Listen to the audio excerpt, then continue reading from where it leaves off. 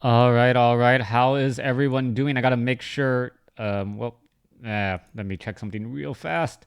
All right, I will not run out of hard drive space while casting this game. Hello, everyone. Unless this game happens to go above 200 gigs, that might actually be a problem. But my videos are about, about 4 to 5 gigs, just because I want to bring the best quality over to YouTube before YouTube compresses it. So, that's the reason why I pay for better internet just so, I can upload these larger videos for you guys. Anyways, let's go ahead and break things down. This is going to be a game Infi versus Soin taking place here on Terranistan.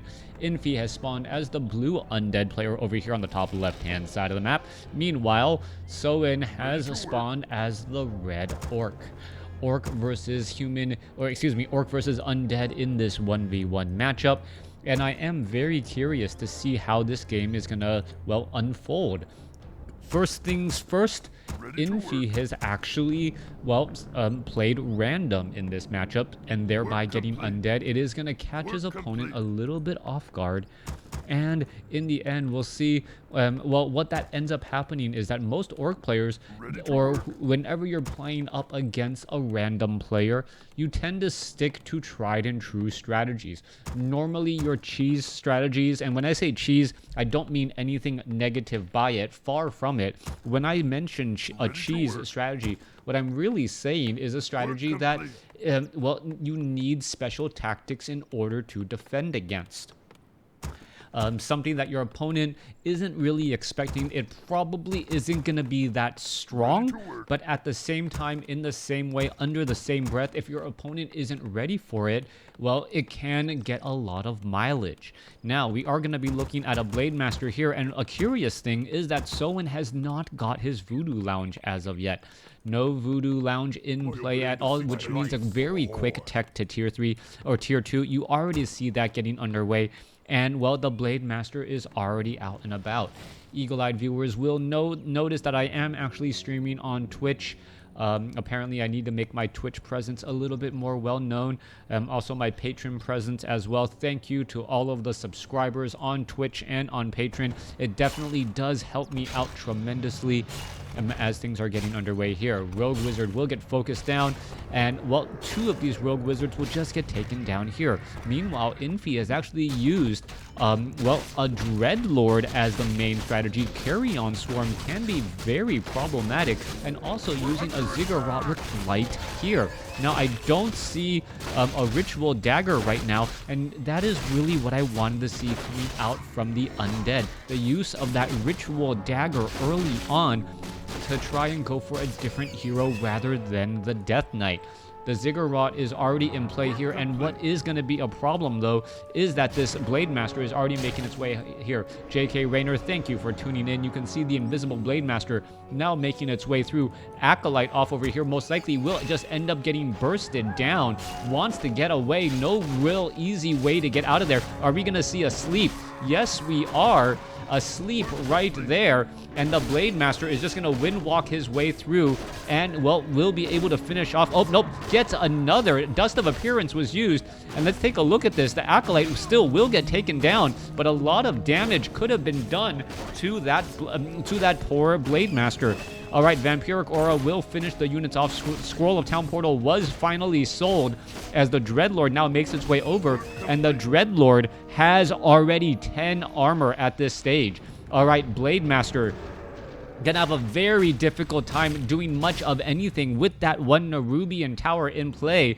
Asleep is not going to really work all that well. There's Dust of Appearance. As you can see, the Blade Master is just going to wander away. No more Dust of Appearance is available. And, I guess if you have a hero that has a difficult time staying alive, having 10 armor right out of the gate, that is going to be, very, very powerful indeed. Blade Master gonna get slept right there. Let's take a look. Finishing off the remainder, picks up the item and says thank you for doing the majority of that damage, as the Dreadlord now looks to back away. Meanwhile, grunts are making their way back down. You're calling me Croats? Hey there. Hi, everyone. Thank you for tuning in. Thank you for the follows, obviously. Thank you, Maverick, for the subscription. That definitely helps out. tremendously, and I will try to do more, well, live casting as well, interacting with the audience. Always nice as you guys are able to tell me if there is some audio issues, well, lined up and in store. All right, let's take a look. Ghouls now making their way back down. We are still at Necropolis since Undead did, well, expand off over here. More Acolytes need to be transitioned over, and this is, well, a rather strange position for many typical Undead players to be in. Infi, not your typical Undead player, though. As well, you can take a look. He is expanding. He's expanding, and he is not going to be taking the tier 2 until well after the 6-minute mark of this match. Dreadlord already up to level 3, also now getting a potion of greater healing. That Dreadlord is going to be in a very, very powerful position in that front line. Vampiric Aura also going to, well, keep all of these ghouls rather nicely topped off as the units are now making their rounds out. All right, Tauren Chieftain is going to be the second hero as opposed to the Shadow Hunter. Interesting choice by Soin, and we are not yet going into tier 3. Now, the Shadow Hunter is primarily the support hero for that Blade Master, making up, well, a lot of the ground and a lot of the problems that often plagues the Blade Master. The Blade Master unable to easily stay alive. As we're taking a look, skeletal minions are looking to back away here. Dreadlord is sitting at level 3, does have Dust of Appearance, should be able to pick up that last Tome of Intelligence right there. Let's take a look at it. Meanwhile, Blade Master is going after this Acolyte here. Acolyte could get taken down. Where is he going to go? Is he going to try to get away? Beautiful body block by one Acolyte as the Nerubian Tower is just causing problems. All right, this Acolyte is going to try to switch positions. It is, but not getting the directive in time. And meanwhile, the Tauren Chieftain is already sitting at level 2, and the Dreadlord is saying to himself, you know what? I'm actually quite all right here. All right, Blade Master, I'm trying to take down a crypt as it's being constructed. No critical strikes onto buildings. Meanwhile, though, double Nerubian Tower is going to make it so that that Blade Master is not going to be able to easily engage. Another crypt now getting added in. Acolyte making its way back down here. Very fast regeneration as that Blade Master slips away. All right, Scroll of Speed now being used in order to get away quickly. Dreadlord sitting at level 3, almost at level 4. However, well, you can see a number of low hit point ghouls are gonna be a little bit worse for wear. Let's take a look at this. Blade Master going straight after an Acolyte. Acolyte 102. A critical strike after a Windwalk strike there. Blade Master now trying to knock on this Ziggurat, take it down, but the damage is gonna slowly, continually add back up. I was surprised not to see a Spirit Tower instead, as the Tauren Chieftain finishes off the unit here. All right, Manual of Health will get picked up. The Cloak of Shadows provides invisibility even during the day now, so that is actually a good item if you need to hide. Hi, Bad Ito 2, thank you for tuning in. Raiders now, well, getting stunned here as, well, both sides are just trying to get into their proper position. Slaughterhouse already done. Death Knight is going to be the supporting hero this time around as we are teching to tier 3. We are still also only at Stronghold. No sign of any sort of tier 3 play coming in from the Orc as the Tauren Chieftain, well, with that Endurance Aura getting to level 3. We'll see if it's going to be level 2 Stomp or level 2 Endurance Aura. Both are viable options at this stage, but it looks like it will be level 2 Stomp instead. And as well, Stomp and Lightning Shield do work well together if we in fact saw a Spirit Lodge. Tech to tier 3 now underway. Everyone going about their hero choices a little bit oddly this time around, as we're going to see the Dreadlord now pull all the way back. He's looking for perhaps maybe the Blade Master is nearby, going to be able to pick up a Potion of Invulnerability in addition to his Potion of Greater Healing. The Dreadlord now with, well, over 1,000 hit points sitting at level 4. There's an ensnare onto a ghoul. Blade Master gets in that shot right there, and let's take a look. Well, Cold Tower coming across there. All right, more damage coming through. Death Coil onto a low hit point ghoul. Blight is spreading around the corner. Home field advantage, but is it enough? Sacrificial Pit shows that we are getting up an Acolyte as well. As you can see that the Nerubian Tower is going to be here ready to engage. All right, trying to fight in that front line spot. This is going to be a tough location as the Spirit Tower now getting added in. All right, there goes another ghoul. Ghouls are trying to make their way back. A lot of melee units, but the Spirit Walkers in the back. Beautiful stomp right there. Blade Master going to be able to finish off this Forest Troll Berserker as the Death Knight and the Dreadlord, both of them are just battling it out here. All right, Death Knight going up against the Blade Master. Death Knight does have Vampiric Aura, transfers the Potion of Invulnerability over. Blade Master, well, Dreadlord now in trouble. Potion of Greater Healing, there's a stomp. Blade Master could be in trouble. No, Potion of Greater Healing on him as well, as this is just a massive fight on all sides. Scroll of Town Portal in order to get away. Kodo Beast in the backfield. Grunts are just all going to end up getting stuck. And what is this? What a strange spot to be in. Death Knight now in the back. Dreadlord still in the front. Perhaps he wishes he had just a little bit more armor here as the Blade Master tries to slip on through. Tauren Chieftain is in serious trouble. He's going to get surrounded. Soin in trouble, but he does get the Death Knight. However, the Death Knight is not the primary hero, trading a level 1. Well, level 1 Death Knight for a level 3 Tauren Chieftain. Not the best use at all. Death Knight now getting resurrected. Back across, Great Hall already established. We are going to be 2 bases to 2 bases. Soin quickly resurrecting the Tauren Chieftain. And the Blade Master, well, is just constantly being spotted right now. Blade Master also with plus 14 damage, picking up, well, some additional experience. Not much of anything else. Meanwhile, this massive ghoul army dealing so much damage as we are now also going into Ghoul Frenzy, increasing their attack rate of the ghouls by 35%, and also what is that? Increasing the movement speed of those ghouls. Those ghouls are going to be able to swarm just like Zerglings in StarCraft and StarCraft 2.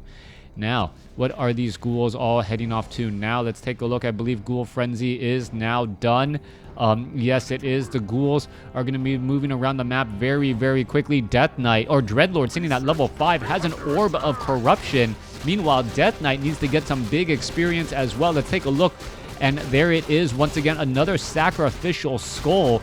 Death Knight off over here will get to level 2, giving Unholy Aura faster movement speed on top of all of that. Meanwhile, the Dreadlord down to the south has a Potion of Mana, should be able to carry on Swarm. Let's see, level 2 Vampiric Aura, level 2 carry on Swarm, and level 1 Sleep, perhaps, to try and slow down that Blade Master. We still do not see a Lich as of yet. Lich with the Frost Armor is, well, the normal thing to go for right about now, as that Blade Master with its critical strikes, well, additional armor and slowing the attack speed of that Blade Master limits the amount of damage that Blade Master does.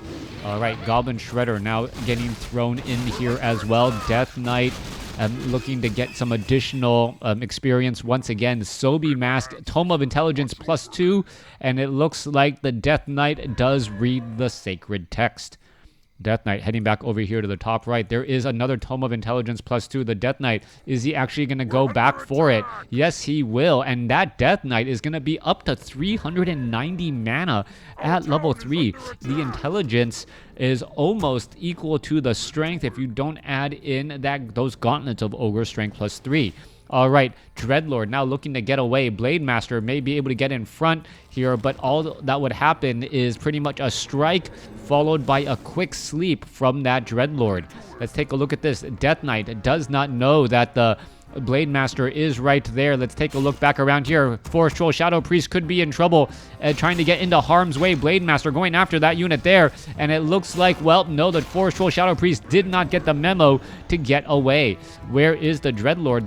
The Dreadlord down across over here is going to be getting in some big carry-on swarms. There it goes, pretty much swiping through many of those units there, and all the Dreadlord needs to do is just follow it up at the right time, and he'll be able to finish off many more of these units. There you go. There's another 2 peons getting taken down.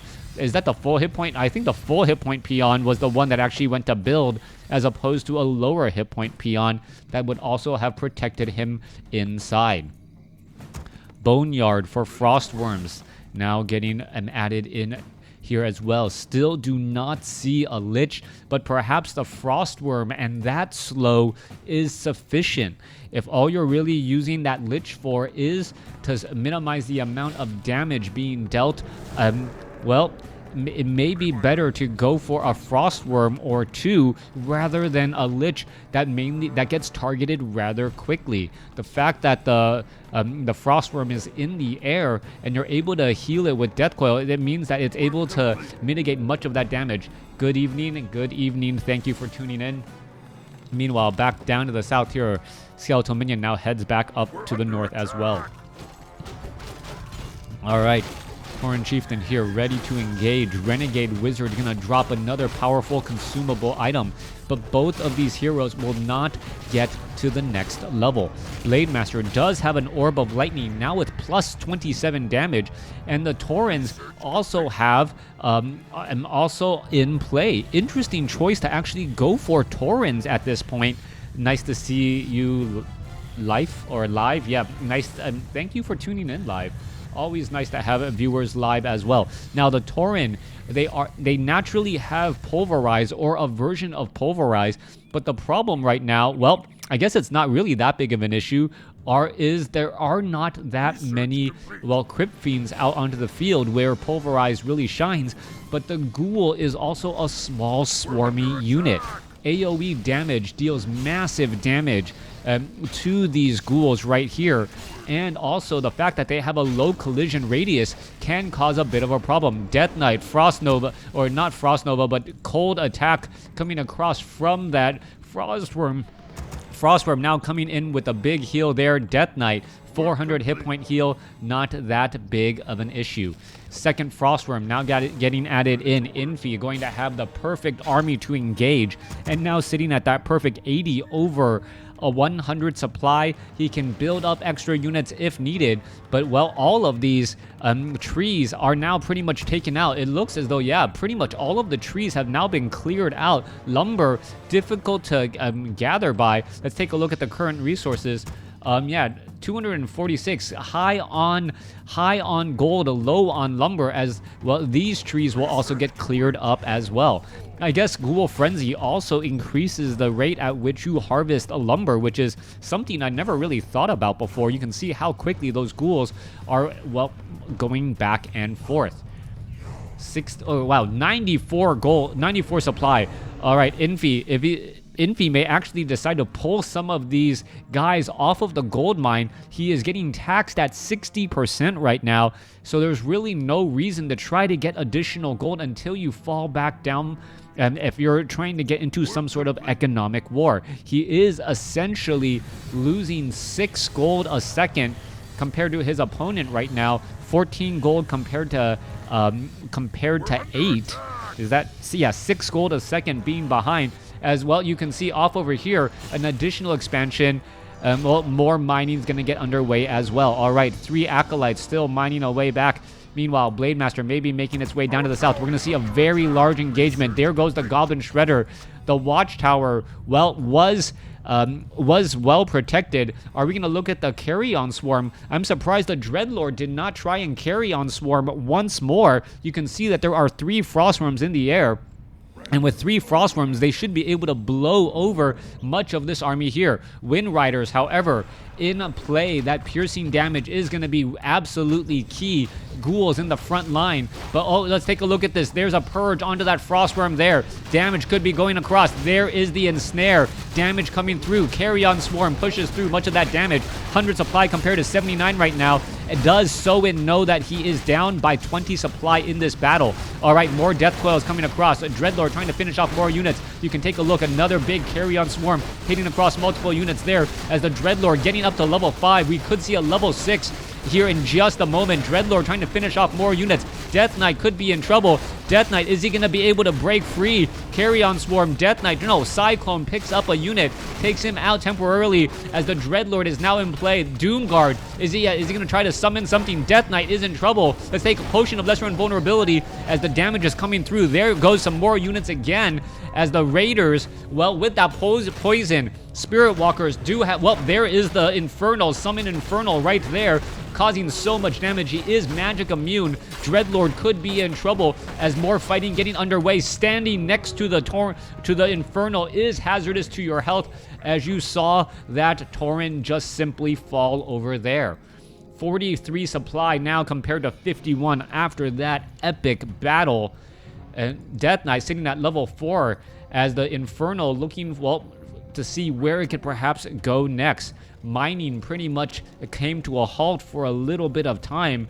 Now we are sitting at 3 bases on low upkeep, 21 gold a second compared to 14. Alright, so and now going back into low upkeep as well. Over here on the top left, let's take a look. Dreadlord, well, needs to get a little bit more mana. He should have used the Infernal to wreak havoc on the base there. Yeah, I think the Infernal could have been in a much better spot if it had just tried to engage in that front location. It could have easily burnt up many of those peons and in order to extend that advantage. However, I don't think he liked actually fighting next to the opponent's base. All of the additional, well, guard tower damage or watchtower damage here and the Orc Burrow, a place for those peons to hide, did end up becoming a problem. Add in the fact that they have fortified armor and it is difficult for this particular army or the army that you saw earlier to actually deal damage to.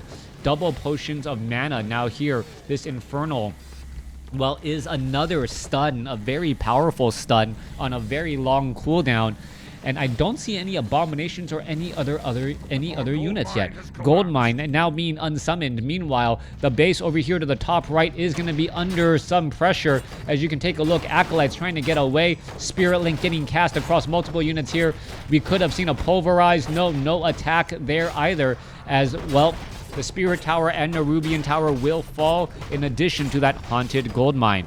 Units are now making their way over. Let's take a look. Infernal about to fall down here. It is going to be 1 base to 1. Soin should be extremely careful in this next battle. Let's take a look. Frostworm now making its way over. As we can take a look, the Infernal could just try to dive on in. This could be a problem. Oh, Carrion Swarm hits multiple units again.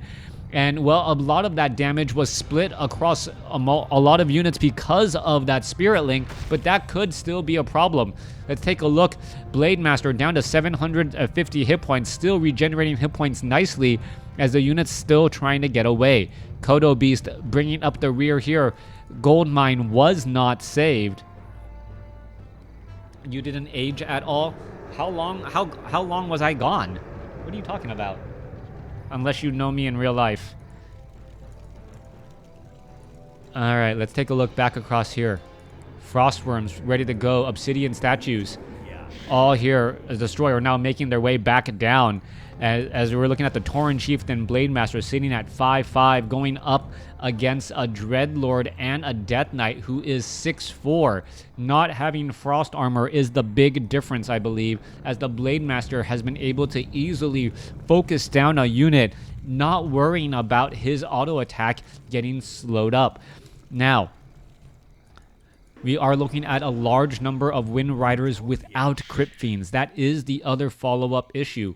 Dreadlord and Gargoyles, and Dreadlord with Gargoyles, that Vampiric Aura is going to be extremely helpful in winning out the air fight. But let's take a look at this. We're sitting at 80 supply right now, and current resources, well, Infi once again sitting on nearly 2,000 gold, but not really spending it. That could potentially be a problem. Ziggurat now getting added in here as well. Let's take a look. Blade Master going to venture off to the north. It may be 2 bases to 1. Infi is having the economic advantage, but it is not yet translating into a real battle victory as of yet. All right, it looked like, yep, Invisible Dreadlord now in play. Let's take a look. Blade Master was revealed for just a moment. Let's take a look. Is the shade nearby? There is 1 shade nearby. Acolyte. It looks like, what, purposely finishing off some of their own Acolytes just so that you can clear up some extra supply and perhaps train up another unit or 2. There goes another Acolyte. Are we at 75 yet? Nope, we're at 76. A 76 there, 75 could try to train up that Lich now. That would be my suggestion just for Frost Armor, but that's just not the case. All right. Meanwhile, double Carrion Swarm finishing off 4 sets of peons, as that's going to need to be retrained as well. Peons now being brought over again. Dreadlord could be in trouble. Does have a scroll of town portal to get out of any dicey situations. Meanwhile, Wind Riders right there. There's a big carry-on swarm again as the Dreadlord now heads off to the north. Blade Master going to try to close in on that gap. There is a Windwalk strike as the Dreadlord says, you know what? I have boots of speed. I'm walking pretty quickly. And I know that, well, Orc has a difficult time healing damage that goes across multiple units, especially if there is no Shadow Hunter. That carry-on swarm dealing high amounts of damage, especially even though all of these units are spirit linked, well, it just means more damage to go around. And that may not be what you want by the time the next fight comes. All right, another carry-on swarm comes through. Handful of low hit point units, another scroll of healing being used again to try to stay on top of everything. Meanwhile, back on the other side, ghouls are going to make their way over and finish off. Here's the battle. Wait, no. Death Coil saves the Dreadlord as we're going to take a look. Oh, another Infernal just getting summoned down here. We should be looking at a Potion of Mana. There's a carry-on swarm coming through, and the Infernal just dealing terrible damage here. All right, Dreadlord with double mana. There goes a bunch of units down again as the Wind Riders, Gargoyles, all of them are just fighting every which way. Dreadlord still has a Potion of Mana. Is it going to be used? Is this going to be a problem? All right, Blade Master is in trouble. Let's take a look. Death Knight gets up to level 5. Death Knight should be able to get off a 600 hit point heal here as you see another big heal come across. All right, Carry-On Swarm. Is it going to go through across multiple units? Yes, it will. Blade Master, Potion of Lesser Invulnerability, Stomp. Dreadlord down to 100, down to 76, down to 73. Death Knight gets up to level 6, though. Is he going to be able to finish off the Blade Master? He finishes off the Blade Master. 2 level 6 heroes dead, and Infi gets the win. Thanks for watching. Thanks for listening. Hope you guys enjoyed it. Thank you for the sub today.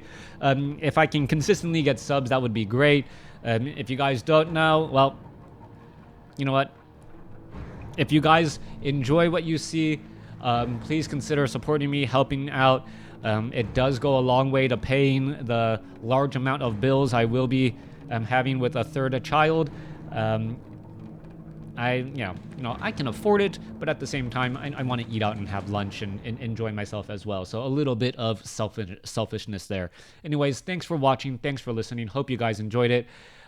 Stay tuned for more WarCraft 3. If you guys are looking for more WarCraft 3 content, check me out on YouTube. Most of you guys already are. And hopefully I'll be able to provide some good content for you once WarCraft 3 Reforged is out.